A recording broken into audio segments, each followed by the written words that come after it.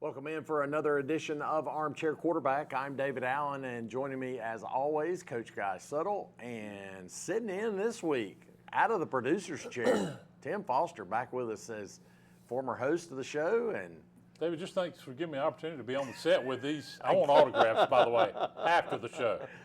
Oh, my goodness. I'm trying to butter these guys up a little bit. Each week we talk about our Cleveland County High School football teams and the results and then what they got coming up. Then we talk a little college football, a little Carolina Panthers NFL football. So might even get a little Ryder Cup talk in since I was in New York this weekend. Yeah, we'll talk about we might throw that in there as well. But guys, let's get started as we always do with our Cleveland County High School football teams. First of all, the Burns Bulldogs this week, and Guy. We knew they would get well this week. Yeah, So- yeah. And you know, the weather probably, all of this played into effect this week, but it did not seem to bother Burns one bit, although I think after the second or third lightning delay for Burns, West Lincoln's like, you know what, I don't see us coming back, we're going to go home.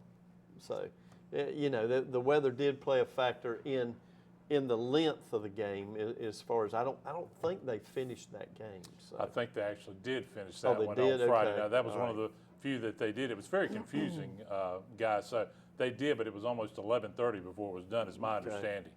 Well, it's interesting because as it worked out, Burns and Shelby both finished on Friday night. Crest waited and finished on Monday night.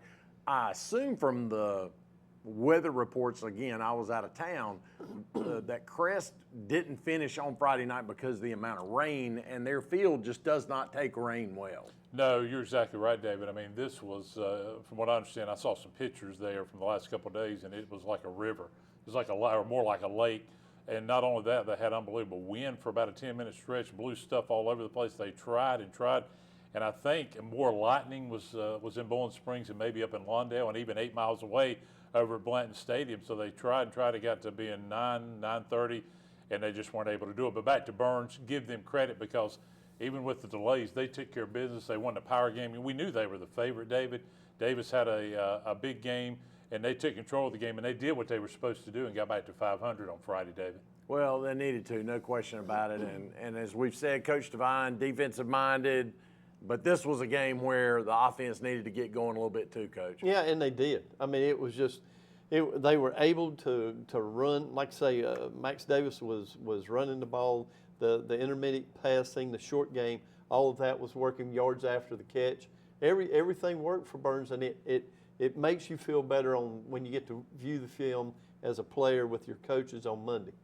Absolutely. So final score in that one, Burns wins it 47-19 over West Lincoln. And as we mentioned, a feel-good, bounce back, whatever you want to call it for Burns. Now they got things going in that right direction.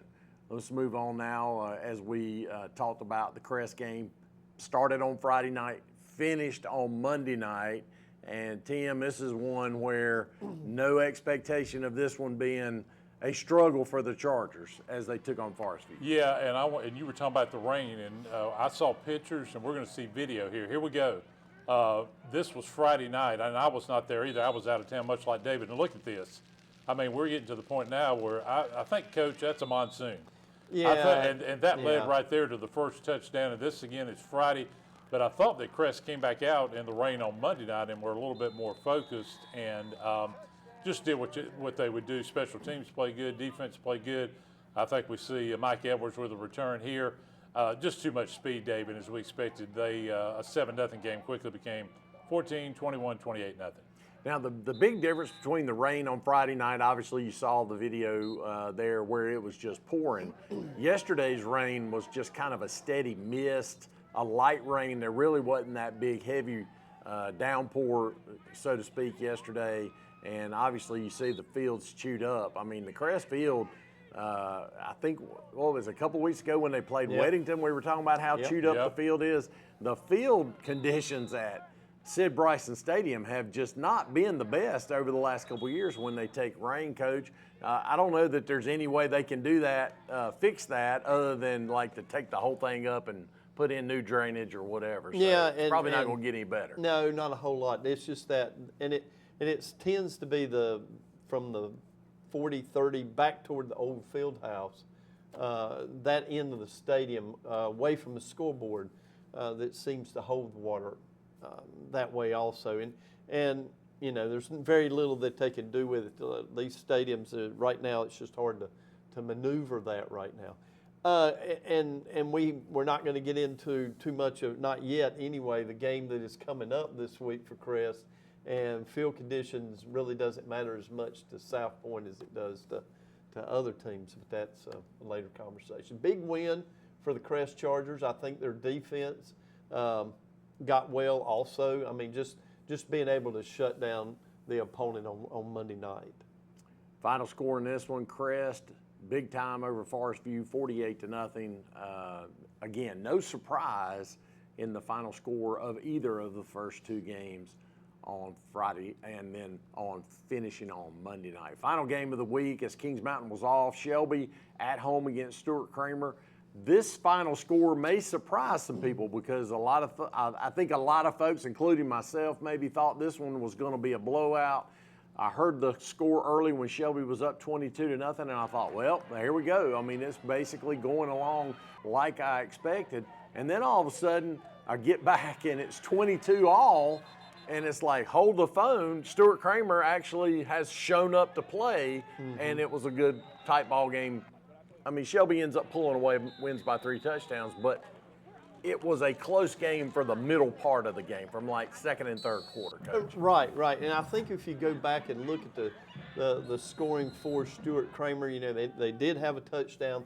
They had an interception. They returned a kickoff to start the second. I mean, it went from, like you said, from 22-0 to 22-22 very quickly, or that game got tied very quickly. And as you can see here, there's a touchdown for Stuart Kramer. This is one of those games, though, and if you look at the score, and I know Shelby had a large number of penalties in this game, and that's something that Coach Devine and the coaches and players can clean that up this coming week. But we don't mention a whole lot about off-season conditioning, as you can see here with Jalen Tate. I mean, after a while, you just get tired of tackling that kid. Yeah. And that is things that are done in Cleveland County that may not be so prevalent in other schools. Is the weight training, the getting in shape, the staying in shape, the summer workouts, the whole 9 yards. You win a lot of games in the off season in this type of ball game. Tim, the point I was going to make on one of the highlights there you saw was basically Stuart Kramer made a living, at least in that second quarter when they were coming back from 22-0 down, by just throwing jump balls to their big receivers. They had a couple of receivers at 6'2", 6'3". We talked about Shelby's defensive backs being a little on the small side, and so the quarterback just threw it up there and said, hey, go get it, and they did, and that got them back in the game. It really did, and kudos to Stuart Kramer. I want to give kudos to Shelby for after Kramer came back to really take care of a business in the game. But what about Kramer fighting back? I mean, they're a scrappy team. They won 2 games last year, David, and they're a team that I think can make a little bit of noise in the playoffs. But like Guy said, with Tate and with Farmer, that's going to be a nightmare to stop the rest of this season, conference season for opponents. And Tate in the playoffs is going to be a real nightmare to try to get down on a night in the 30s or 40s. But give Kramer credit. They're going to be a dangerous team. Shelby took maybe the best they had to offer, because after they started, kept throwing those jump balls, those 50-50 balls, Shelby made adjustments and they dominated from that point on. But I go back to what Guy said, David. Shelby had over 20 penalties in this game. You take half of those out, and it may not even have been as close as the final score was. But those penalties, Guy, hurt a little bit, and we saw a lot of penalties this past weekend. Well, and how many? I mean, you said you also brought up that Stuart Kramer didn't win but 2 ball games last year. Yeah. Here they are coming into a game 4-0 against Shelby, a perennial power. Guess what? Shelby's been in that ball game before. Absolutely. And that's got to hold true for Shelby going from moving forward. Is Stuart Kramer?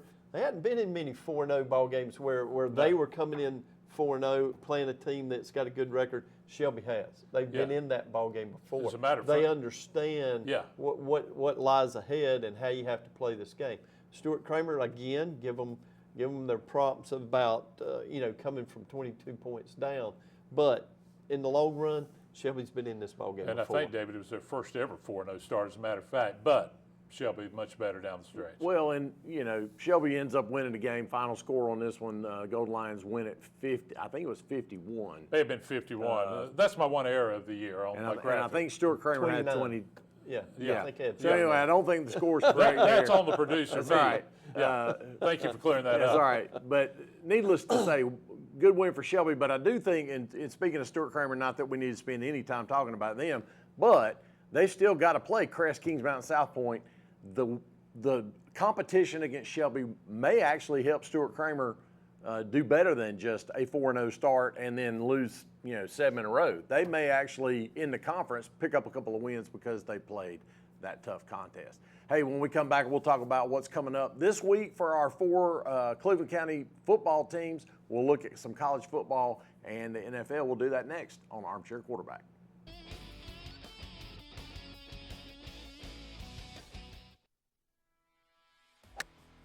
Join us this October for Cleveland Community College Foundation's 5th Annual Yetis Athletics Golf Tournament.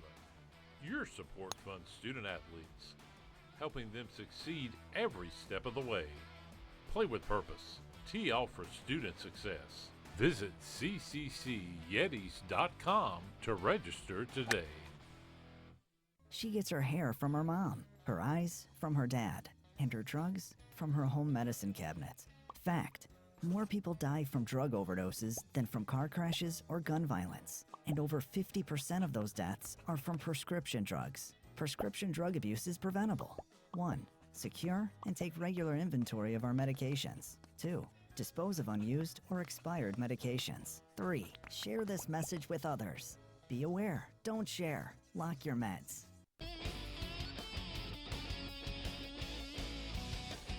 Welcome back in for our second segment on Armchair Quarterback. I'm David Allen, joined as always by Coach Guy Suttle, and joining us our fearless producer Tim Foster, sitting back in today as Rob is not available for us today.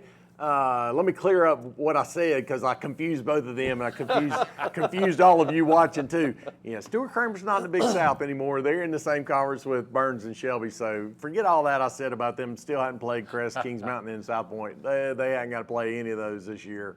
So anyway, it'll help Stuart Kramer in their conference, even though that was a conference loss to Shelby. First time ever they've played each other, and it's also the first time they've ever played each other in the conference. And anyways, my mind's still in New York. Speaking of which, I'm going to jump on that before we go to the second part of our high school segment is to say, all I want to say is everything I'm hearing out of the Ryder Cup, despite the fact that the U.S. made a game of it on Sunday, is the tremendously poor behavior of the crowd in New York at Bethpage Black.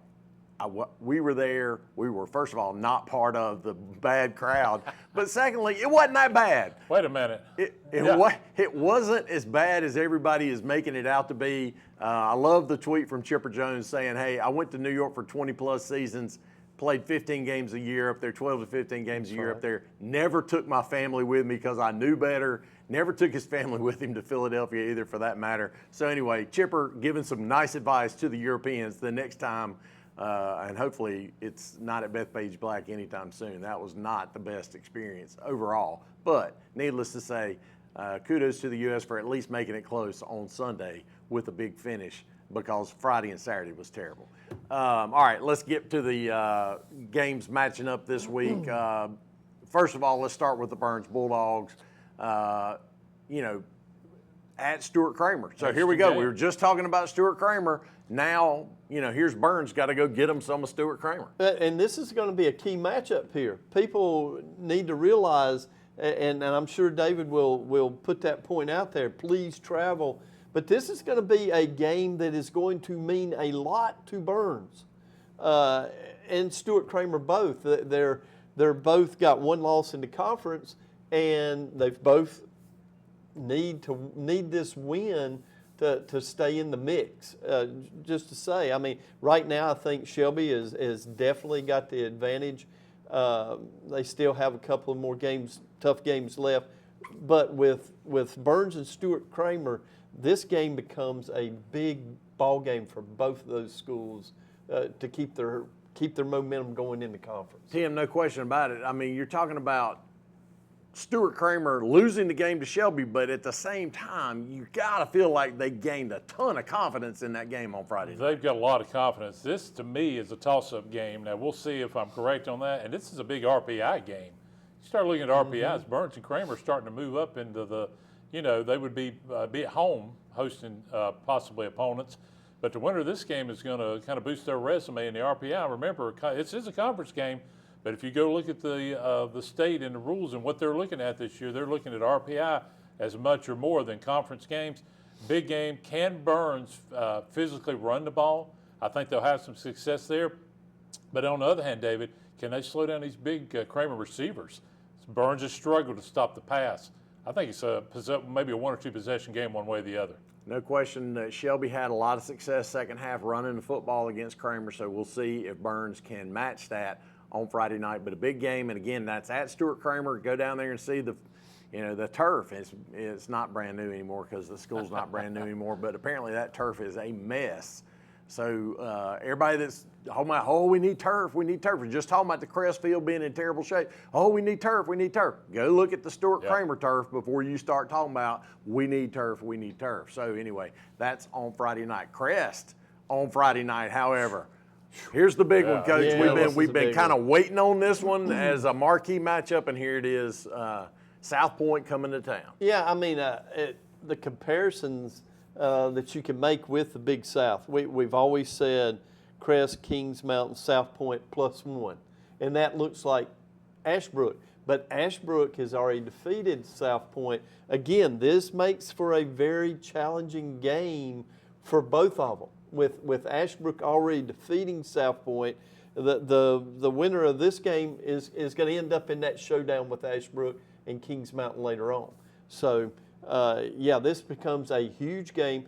2 different types of philosophies, and it's been that way for 20 years at least. Someone's going to throw the ball, someone's going to run the ball.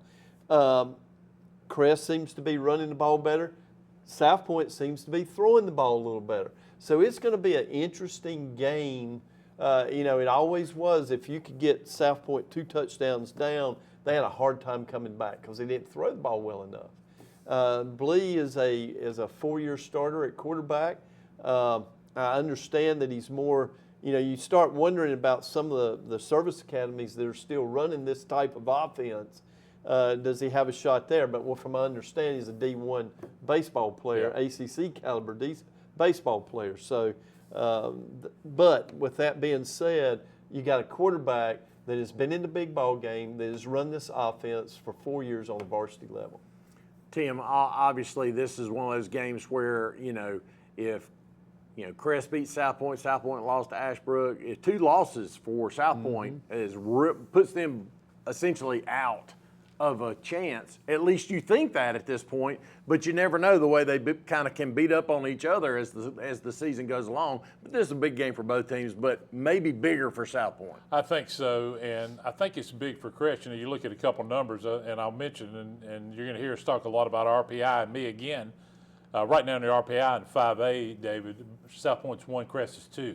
So this is a big game there. But one stat that really caught my attention, and Guy's already mentioned his name, Patrick Blee. He's 4-1 against Crest in his career.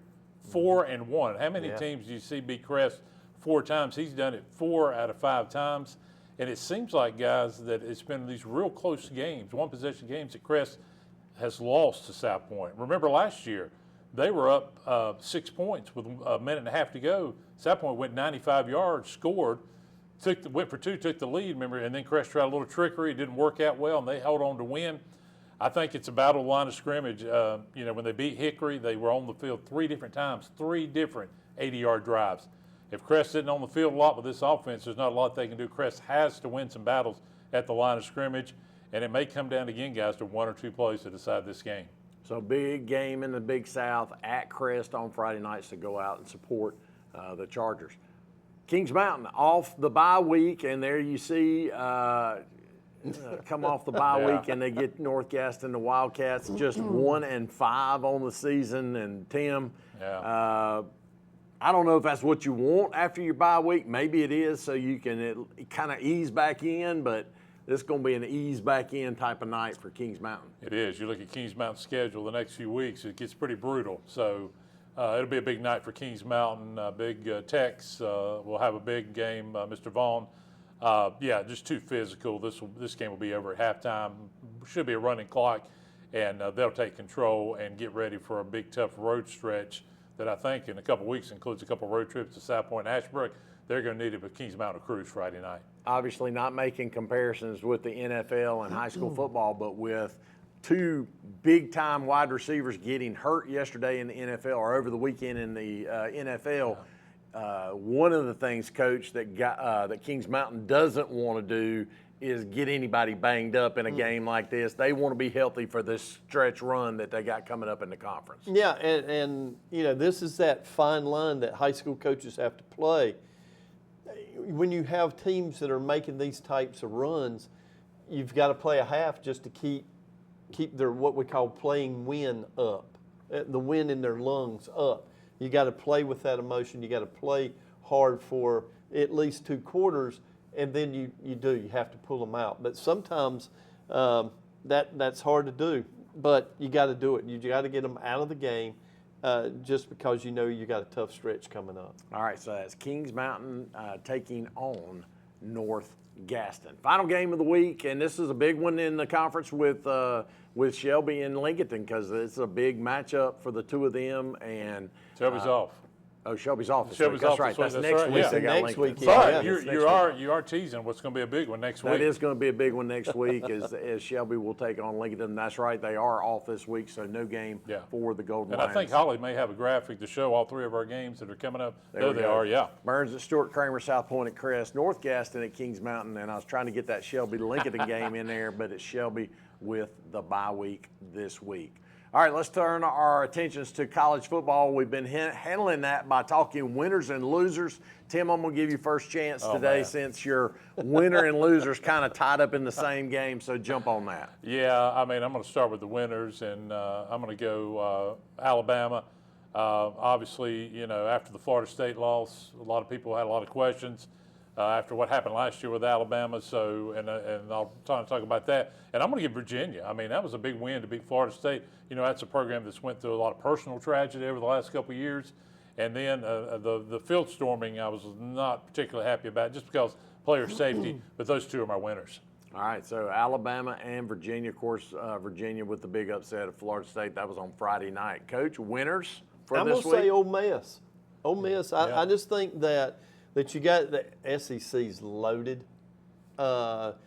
They're going to start beating up on each other. But for this week, I think Ole Miss, I'd have to go with them as a big winner. All right, I'm going to go. My big winner of the week is the UNC Tar Heels. They were off this week, so we don't have anything to say about their loss. We don't have anything to say about Jordan Hudson, Bill Belichick, any of that. Right. So it's a win for me for Carolina not playing this week. But I will stay in the triangle and say my loser of the week, NC State, the loss for Virginia Tech. Virginia Tech obviously starting the game, the season 0-3, firing Brent Pry, and now they've bounced back after firing their coach with 2 straight wins, including the win over NC State. And now my Twitter feed is full of Dave Doran's got to go, Dave Doran's got to go.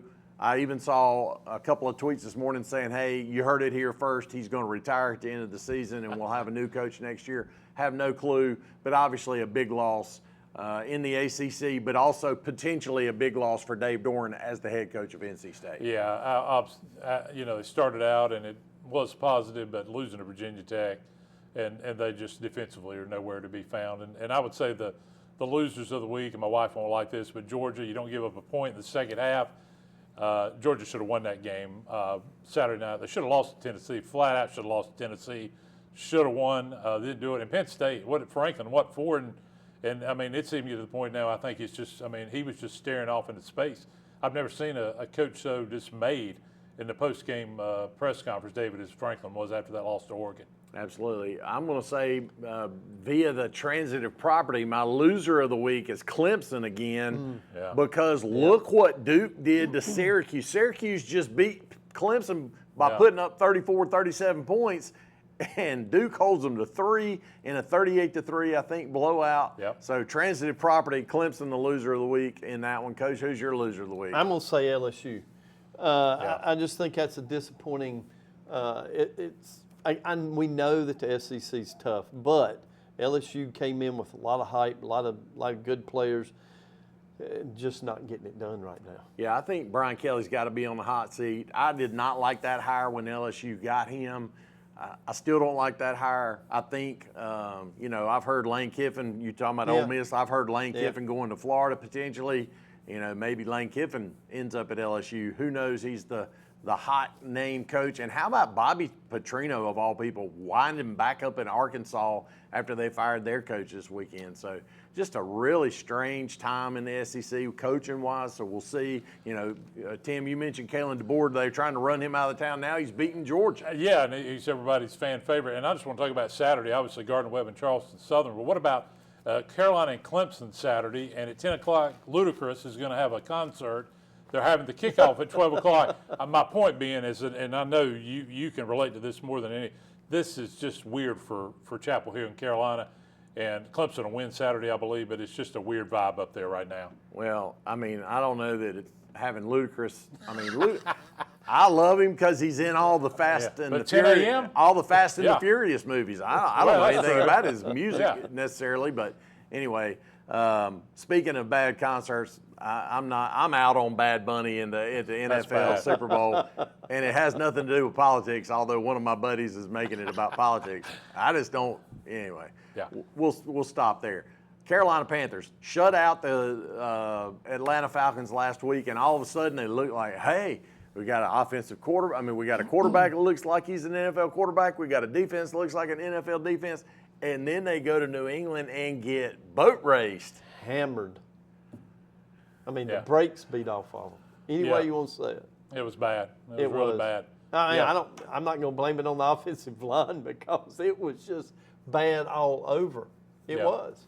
When I'm thinking about the NFL right now, along with the Panthers, you got Miami, who you hated to see Hill's injury last night, by the way, but Tyreek Hill, what's going on with defenses? Baltimore, Dallas, Kansas City is slowly coming back, and I think we're beginning to see at least, and you guys have already talked about it, David, Buffalo and Philly starting to look like the elites somewhat, even though Philly's not quite there yet. Yeah, as a Dallas Cowboys fan, I cannot get behind Philly being dominant at 4-0. They look suspect to me at 4-0. That's all I'm going to say about that. Because somebody's got to beat them before you can say otherwise, but we'll hold out. How about the Cowboys? They've gone to overtime twice, 37 points both times on the board, 37 all, the tie. Last time they were able to win because Russell Wilson threw that bad interception. They almost won because Jordan Love decided to hold on to the ball too late. Anyway, we'll see about that. Kansas City, though, they got Xavier Worthy back, and that all of a sudden they actually looked like they had a competent offense, but to Tim's point, Baltimore's terrible on defense. Yeah, and Baltimore has a lot of injuries also, I believe. Yeah. But Kansas City, again, you get in the film room, you have some encouraging. It looks good on paper, but it's still a long season in the NFL. No question. I tell you, the NFL really picked two duds for Monday Night Football last night. Yes, I don't like the two-game format, especially when one's not on the West Coast or completely on the West Coast. Anyway, we're out of time. Join us right back right here next week for Armchair Quarterback.